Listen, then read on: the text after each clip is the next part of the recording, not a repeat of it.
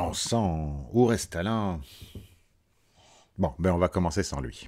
On a déjà vu dans les 3 premières vidéos de réponse de nombreux éléments liés au financement des activités économiques dans un système communiste. Anarchiste, communiste, anarchiste. Bon, anarcho-communiste, comme tu veux, je m'en fous. La première vidéo de cette série expliquait qui déciderait de ce qui devait être produit, dans quelles conditions et comment ce processus de décision pourrait être décomposé. On y apprend qui décide, ce qu'on dépense, pourquoi et comment. C'est déjà pas mal. On y reviendra d'ailleurs en fin de cette vidéo-ci. Dans la deuxième vidéo de réponse, je m'étendais sur le principe des revenus non conditionnés à l'activité économique, qu'on appelle ces revenus des salaires ou autrement. Cette vidéo n'a curieusement pas eu beaucoup de succès. Pourtant, il est important de s'attarder sur les mécanismes qu'elle propose. Dans la troisième, Alain et moi, nous vous avons joué un petit sketch pour illustrer le rôle que continueraient de jouer les entreprises dans un monde communiste, en relation avec les 2 premières vidéos. Ces entreprises, qui ne sont pas des sovcos ou des administrations d'État, au contraire, étaient lancées par des individus ou groupes d'individus, mais se voyaient financées par la collectivité qu'on appelle État, commune ou soviet, comme on veut.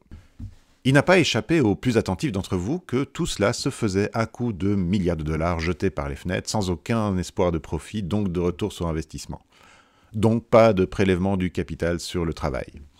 Bref, pour un esprit libéral, l'ensemble de ces propositions ne peuvent tout simplement pas fonctionner, parce qu'il n'y a pas d'argent magique. Mais d'où vient le pognon si les traders peuvent pas faire des thunes? On va voir ça. Mais en attendant, donc, c'est vrai, il n'y a pas d'argent magique. Au passage, tout l'argent magique que nos gouvernements ont balancé pour compenser ici la crise économique, là la crise Covid, alors qu'ils ne font absolument rien de valable, contre la crise climatique ou pour soulager les conditions de vie des personnes en précarité, par exemple, bref, tout l'argent magique qui a servi à sauver des actionnaires, des banquiers, des donneurs d'ordre et par là même des strapontins, des décideurs politiques, tout cet argent, il existe. Non seulement il existe, mais il s'agit dans l'esprit des libéraux qui ont sauvé tout ce beau monde de valeurs que vous allez produire dans le futur. Le futur, quand on vous dira qu'il faut encore se serrer la ceinture et cesser de financer des services publics qui ne fonctionneront de toute façon plus parce qu'on aura épuisé leurs salariés, profs, soignants, techniciens, conducteurs, etc. Sauf évidemment si on passe en communisme. Bref. Mais ce n'est pas de ça qu'on va parler ici. On va parler de comment on va faire fonctionner la machine à fric d'un système communiste puisqu'il en faut. Cette vidéo-ci a pour objectif de vous montrer comment, sans argent magique, tout ce que nous avons exposé dans les 3 premières vidéos est parfaitement valable et finançable. Tout simplement parce que ça n'est plus le marché qui gère l'argent, mais la collectivité, comme vous allez le voir. Je m'appuie à nouveau ici sur les travaux de Lordon et surtout Friot, mais aussi sur certains développements proposés par Benoît Boritz, dont le livre Au-delà de la propriété, paru en 2017, m'a beaucoup aidé à réfléchir sur une proposition concrète. En fait, j'ai lu son livre à peu près à sa sortie et je me suis aperçu qu'il avait percolé dans mon esprit en le relisant ces derniers jours. Ou en le relisant. Le voilà d'ailleurs. Et là, il retourne à derrière. Ni Boritz ni Friot ne sortent totalement dans leur proposition du système de marché libéral. Ils le régulent très fort, ils le contraignent. Et ils sont tous deux très soucieux de trouver des solutions dans lesquelles la maîtrise de l'outil de travail reste aux mains de personnes concernées. Leur système s'attaque concrètement à la propriété des moyens de production et à la capitalisation. Je vais vous proposer une étude du fonctionnement de l'économie dans la perspective libérale, puis une autre à la sauce Friot, et enfin une troisième qui est un peu mon rêve à moi, inspiré d'un mélange de la prise sur le tas et du trio Boritz-Friot-Lordon. Mon Dieu, mais qu'est-ce que c'est que ce bazar? Eh bien, c'est le modèle économique actuel, en gros. Il est évidemment centré sur l'entreprise et l'activité économique en bleu. Dans ce modèle, on peut voir dans les flèches bleues l'ensemble des flux sortant de l'entreprise. Elle paye ses factures à ses fournisseurs et à des prestataires sous forme d'investissement. Elle paye aussi les salaires de ses salariés. De l'autre côté, elle rembourse à la banque l'intérêt et le capital du crédit qu'elle contracte pour ses différents besoins d'argent, notamment de liquidité pour avancer le pognon nécessaire avant les recettes. Il y a aussi évidemment le paiement des dividendes aux actionnaires quand ceux-ci existent. Ici, actionnaire a été remplacé par investisseur. Enfin, il y a les impôts à payer à l'État. Évidemment, dans ses rêves, ceci n'existe pas, mais elle n'a pas encore trouvé le moyen d'avoir des travailleurs performants sans école, des palais de justice qui la protègent des voleurs poussant spontanément dans les champs et des routes qui sortent de terre. Donc, elle paye quand même des impôts. Cela dit, elle n'est pas seule à payer des impôts, puisque salariés, fournisseurs et intermédiaires aussi en payent, TVA comprise. À propos, oui, bien sûr, les fournisseurs et intermédiaires font aussi partie des entreprises. Bien, passons à ce groupe maintenant de salariés, intermédiaires et fournisseurs. Eux aussi payent des tas de trucs. En tant que clients d'abord, ils achètent des trucs à l'entreprise, des biens et des services. Mais en tant qu'usagers, ils se servent des services publics et ceux-ci sont rarement gratuits. Et donc, l'État reçoit encore de l'argent, enfin plutôt ses activités non marchandes, ses services, ses activités régaliennes, le plus souvent via des intermédiaires comme les municipalités, les mutuelles ou les écoles. L'État fait aussi sortir de l'argent de ses caisses sous forme de subventions, de subsides qui alimenteront la consommation des biens et des services, mais aussi des financements, des partenariats qui occuperont également des entreprises. Le schéma devenait un peu trop complexe ici. Les bénéficiaires dépenseront leur argent comme clients ou usagers. Les entreprises créeront de l'activité économique. Voilà, c'est tout. Ah non, bien sûr, il y a le truc qu'on ne mentionne pas dans les modèles économiques, évidemment. Les évitements fiscaux divers, sans parler de la criminalité et du travail en noir. Mais on va faire comme si, parce que l'argent de la criminalité et du travail en noir revient dans le circuit via la consommation, tout simplement. Par contre, les évitements fiscaux servent surtout hors du pays, donc du circuit considéré ici. Bref, voilà donc le schéma qui sert surtout finalement à grossir les capitaux des investisseurs et des banques et à produire des salaires inégaux permettant à une minorité de s'enrichir et à une majorité de s'inquiéter de la fin du mois. Dans ce modèle, ce sont les entreprises qui décident de ce qui doit devenir de l'activité économique et non la collectivité démocratiquement. Quelles que soient les préoccupations sociales, environnementales, les besoins des uns et des autres. Pas assez de pain, qu'ils mangent de la brioche, je viens justement d'en faire pour prix moins modique. Et voilà mon plus gros problème. En définitive, il y a bien sûr des petites entreprises courageuses qui croient ingénument dans ce système parce qu'ils le confondent avec la liberté, alors que la plupart du temps, ils risquent surtout des problèmes artériels, des procès et des banqueroutes. Mais surtout, ce ne sont pas elles qui font le système. Ce sont ces entreprises grandes, très grandes ou gigantesques qui ont avalé tout ce qui permet de faire du profit dans n'importe quel domaine, y compris si cela mène à risquer la vie, la santé ou le confort d'une partie de la population. La centralité de l'entreprise et de son activité économique est révélatrice de quelque chose de profondément ancré dans l'esprit de ses partisans. C'est l'offre qui est importante et non les besoins. « Et il faudra bien que vous consommiez Pandare », dirait Molière. Alors après, il y a un modèle vachement plus intéressant. Pourquoi ? Parce qu'il n'est pas centré sur la liberté d'entreprise, mais sur la nécessité d'égalité de droits de tous et de chacun aux biens et aux services. Dès lors, ceux qui sont au centre, ce sont les salariés, car Friot part non pas de l'activité économique, mais des salariés. Et si le point de départ, ce sont les salariés, c'est parce que personne, mais je dis personne, ne reçoit pas de salaire dans le système Friot. Ces salariés, une fois pourvus de leur salaire, deviennent clients et achètent des biens et services aux entreprises. Ils sont aussi usagers des services fournis par la collectivité. En gros, Friot généralise le statut de fonctionnaire. Ce qui est rigolo, c'est que quand on le lui oppose, genre « Vous voulez nous transformer tous en fonctionnaires ?» il répond exactement « Quel mal y a-t-il à avoir un minimum de certitude matérielle ?» On parlait des entreprises et de leurs activités économiques. Celles-ci fournissent donc biens et services pour lesquels on leur paye le prix. De ce prix, on en retire une partie qui ira au réinvestissement de l'entreprise, une autre partie au paiement des factures. Et puis enfin, il y a les cotisations. Oui, parce que Friot n'appelle plus impôt ou taxe la majorité des recettes de l'État, mais cotisations. C'est que les cotisations ne dépendent pas du profit, contrairement à l'impôt. Attention, quelque chose qui ne se voit pas très bien sur ce schéma, parce qu'il y avait décidément trop de trucs à représenter, ces cotisations sont prélevées sur l'activité économique de l'entreprise. Et même plus précisément sur la valeur ajoutée. Mais je renvoie au discours de Friot pour mieux comprendre son idée formidable. Et il appelle ce prélèvement cotisation parce que celles-ci vont ensuite servir, quand l'État aura redirigé ses cotisations à alimenter les caisses sociales, c'est-à-dire la caisse de subventionnement qui aide au lancement des entreprises, qui sont considérées comme utiles à la société, la caisse de paiement des salaires qui assure les salaires à vie de tous les salariés. Ces deux caisses rendent littéralement les banques obsolètes, en tout cas dans leur rôle de pourvoyeuse de crédit aux entreprises, puisque c'est elles qui s'occupent du crédit à l'investissement de départ et des liquidités pour le paiement des salaires. Enfin, il y a la caisse de subventionnement du non-marchand, et là on retrouve comme souvent la santé, l'éducation, le transport, l'énergie de base, mais aussi le logement par exemple, et on peut encore envisager plein de choses.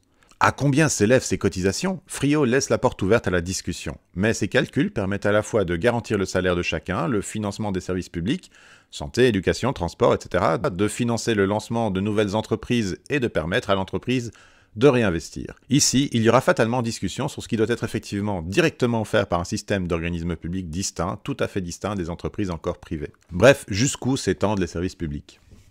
Par contre, vous pouvez voir en haut et à droite qu'on n'échappe pas aux évitements fiscaux parce que les entreprises maîtrisent leur rentrée d'argent avant paiement des factures, fournisseurs et intermédiaires et avant réalisation des investissements. Cet évitement fiscal n'est évidemment pas prévu par Frio, mais c'est fatal puisque la maîtrise des liquidités des entreprises est encore du fait des entreprises. On verra avec le troisième modèle que c'est sans doute quelque chose sur lequel il faudrait réfléchir. Donc c'est pas mal comme système, un système qui vous montre comment on peut alimenter l'économie, en tout cas partiellement, dans un système que Frio qualifie déjà de communiste. Et je lui sais gré d'avoir proposé un système partiel qui repose sur des décennies de travail présentés dans de nombreux livres. Mais je vous avoue que je le trouve encore fragile, parce qu'il ne permet pas de maîtriser l'ensemble de la chaîne du financement, et d'évitement en évitement, on aura fatalement de la capitalisation quelque part. Ah, un petit détail. Je n'ai encore rien trouvé sur les activités régaliennes, justice, défense, sécurité, diplomatie, dans les textes de Bernard Friot. Boritz n'en parlait pas non plus dans son livre. Dans leur esprit, peut-être ce sujet dépasse-t-il leurs préoccupations. On verra que je l'élude moi aussi temporairement, avec la proposition du troisième modèle. Que voici. Ce troisième modèle, fortement inspiré de Friot, mais auquel j'ai ajouté des notions inspirées des anarchistes et du travail de Benoît Boritz, n'est pas plus centré sur l'entreprise que le précédent. Mais alors que Friot centrait son modèle sur le salarié, j'aurais voulu centrer le mien sur l'origine de toute l'activité économique, la décision démocratique de la production. Ça m'aurait permis de faire un lien efficace avec les vidéos précédentes. Mais le schéma aurait été trop compliqué à produire en 2 dimensions, et je n'ai pas de grand talent de graphiste comme vous devez en être convaincu si ce n'est pas votre première vidéo de la série. Ce schéma-ci me permet cependant de faire le lien avec les 2 premiers. Ainsi, c'est la décision démocratique de la production qui doit être au centre de l'économie, décision prise par les individus éventuellement assemblés qui désirent produire, par le public visé par la production, par les représentants du lieu de production impacté par celle-ci. C'est cette décision économique qui mènera les différentes caisses de financement à intervenir. La caisse de subventionnement permettra de lancer une entreprise et de fournir les investissements nécessaires à son amélioration, et donc, contrairement au système Friot, tous les investissements du cours de la vie de l'entreprise sont désormais couverts. Par contre, de même que dans le système Friot, ces financements ne doivent pas être remboursés. La caisse de roulement payera les factures de fonctionnement, fourniture et usage des services, une autre différence avec le système Friot qui laisse les entreprises gérer leurs frais. Et enfin, la caisse de paiement des salaires qui ne dépendent plus de la bonne santé économique de l'entreprise où les salariés travaillent pour que ces derniers en bénéficient. Toutes les entreprises, y compris les entreprises non marchandes, sont désormais incluses dans ce processus de financement. Tous les individus sont désormais salariés par la caisse de paiement des salaires afin de consommer les biens et services proposés par les entreprises. Et donc, les entreprises ne payent plus rien par elles-mêmes. Vous voyez aussi que dans les activités économiques, on retrouve des biens et services considérés comme non marchands, lesquels devront être déterminés démocratiquement en fonction des besoins de base de la population. Le salaire ne sera donc pas fonction de ces besoins-là, qui seront automatiquement couverts par un système de reconnaissance de dette de la société envers les usagers. La collectivité doit aux usagers le service minimum du toit, du chauffage, de l'énergie, du transport public, sans compter bien sûr l'instruction et la santé. À charge de la démocratie de déterminer si la collectivité doit aussi à l'individu le couvert et le vêtement. Mais donc, il devient inutile de parler de subventions spécifiques aux services publics. Toutes les entreprises des domaines marchands et non marchands sont financées par la caisse de subventionnement et par la caisse de roulement, la première assurant le lancement de l'entreprise et les investissements, que le temps nécessitera, la deuxième assurant le paiement des factures. Constante avec Friot, c'est toujours la caisse de paiement des salaires qui paye l'intégralité de ceux-ci. Mais donc, comment financer tout ça ?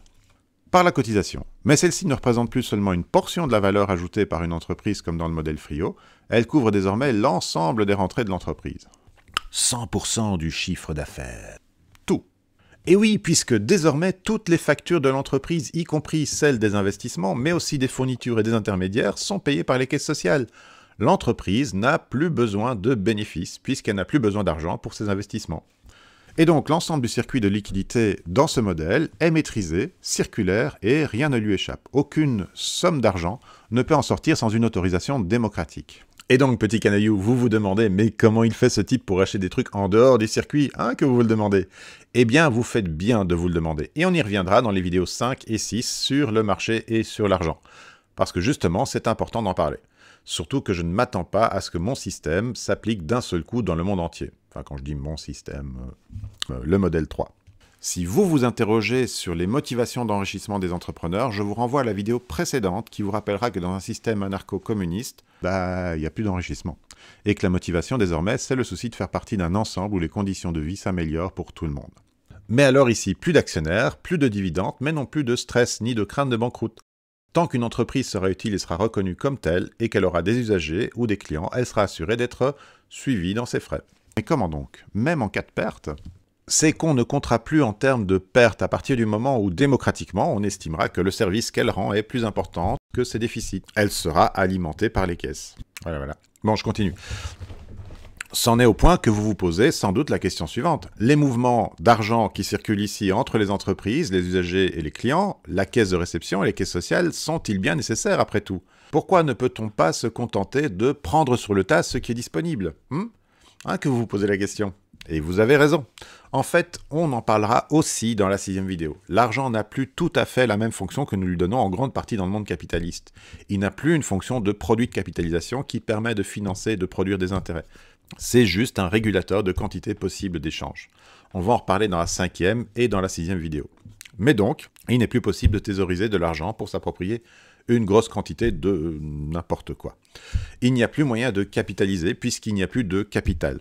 Donc plus d'organismes financiers qui seraient capables, comme aujourd'hui, de décider sans consultation démocratique de ce qu'on produit ou pas. Les déplacements d'argent ne sont que des jeux d'écriture. Ce sont des plus dans une direction qui correspondent à des moins dans l'autre, qui accompagnent des déplacements de biens ou de services. Mettons qu'une entreprise d'impression est chargée de produire, publier et distribuer l'ensemble des informations circulaires, syllabies et autres, bref, toutes les impressions nécessaires à l'université ou à la haute école. Les caisses sociales payent ces dépenses de fourniture au salaire, et la caisse de réception des cotisations se charge de récupérer ces rentrées d'argent qui vont retourner dans les caisses sociales. Les dépenses payées se retrouvent dans les rentrées des entreprises qui fournissaient à notre imprimeur services et produits et vont aussitôt rejoindre, elles aussi, la caisse de réception des cotisations. L'université commande ces publications et les paye à l'aide de la caisse de roulement. Mais à quoi sert encore le marché dans tout ce bazar? Parce qu'il me semble que tu as dit qu'il y avait encore un marché. Mais moi, de ce que j'entends ici, c'est que des planifications genre soviétique de base, non? Alors oui, on dirait. Et pourtant, on va voir qu'il existe encore un marché, mais pas un marché dans le sens où l'entend le capitalisme. C'est-à-dire un lieu de concurrence et de tentative d'équilibre entre l'offre et la demande. Non, le marché sera tout simplement un lieu multiple d'informations sur la disponibilité de produits et services et des prix qui les caractérisent. Mais plus de concurrence et plus de compétition. Diable, des prix? Mais alors les prix ont encore de l'importance? Comment sont-ils fixés? Eh bien justement, marché et prix feront l'objet de la 5e vidéo. Bon, en fait, on parlera aussi des prix dans la 6e vidéo. Tout ça s'interpénètre, évidemment. Mais c'est simple, non? Allez, n'hésitez pas à voir ou revoir les 3 premières vidéos dont les liens sont en description. Et j'espère que je finaliserai les vidéos 5 à 8 avant la fin de l'été. Si tout va bien, j'aurai mis 1 an pour les faire toutes. C'est pas que ma faute, je travaille pour le capital d'État et pour le capital privé. Vive l'anarchie! Pourquoi ne peut-on pas se contenter de prendre sur le tas ce qui est disponible? Arrête de faire cette pause, c'est énervant. Alors, dernière page.